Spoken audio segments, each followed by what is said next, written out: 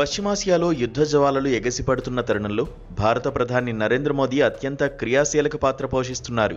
Israel ప్రధాని Benjamin నెతన్యాహుకు స్వయంగా phone చేసిన మోదీ ప్రస్తుత పరిస్థితులపై తీవ్ర ఆందోళన వ్యక్తం చేశారు. యుద్ధం వల్ల సామాన్య పౌరుల భద్రతకు ముప్పు కలగకూడదని, పౌరుల రక్షణకు అత్యంత ప్రాధాన్యం ఇవ్వాలని నెతన్యాహుకు విజ్ఞప్తి చేశారు. ఘర్షణలను వీలైనంత త్వరగా ముగించాల్సిన అవసరం ఉందని స్పష్టం చేస్తూనే శాంతిని నెలకొల్పేందుకు భారత్ తన వంతు సహకారాన్ని అందించేందుకు సిద్ధంగా ఉందని పునరుద్ఘాటించారు ప్రధాని నరేంద్ర మోదీ.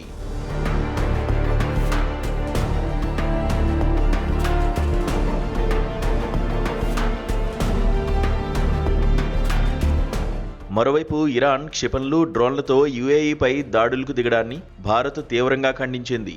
యుఏఈ అధ్యక్షుడు Sheikh Mohamed bin Zayed Al నహ్యాన్తో మాట్లాడిన ప్రధాని మోదీ ఈ క్లిష్ట సమయంలో వారికి భారత్ అండగా ఉంటుందని భరోసా ఇచ్చారు.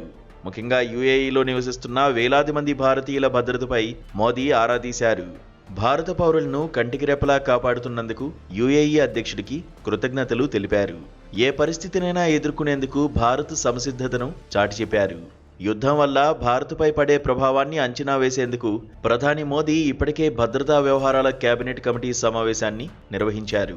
దేశ రక్షణ, వ్యూహాత్మక అంశాలపై నిర్ణయాలు తీసుకునే ఈ అత్యున్నత స్థాయి భేటీలో విదేశాల్లో ఉన్న భారతీయుల తరలింపు ప్రణాళికలపై సుదీర్ఘంగా చర్చించారు.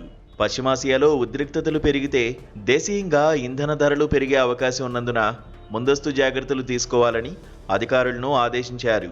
దేశ భద్రత విషయంలో ఎక్కడా రాజీ పడకూడదని మోదీ దిశానిర్దేశం చేశారు.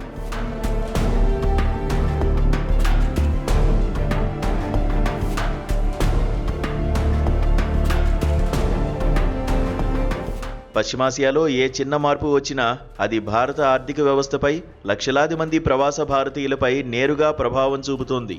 అందుకే భారత ప్రభుత్వం కేవలం ప్రేక్షక పాత్రకే పరిమితం కాకుండా దౌత్యపరమైన ఒత్తిడిని పెంచుతోంది.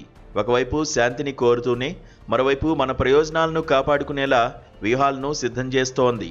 యుద్ధభూమి నుంచి భారతీయులను సురక్షితంగా తీసుకురావడానికి అవసరమైతే ప్రత్యేక విమానాలను పంపేందుకు కూడా ప్రభుత్వం ప్రణాళికలు రూపొందించింది. ప్రపంచ శాంతి కోసం భారత్ చేస్తున్న ఈ ప్రయత్నాలను పలు దేశాలు స్వాగతిస్తున్నాయి.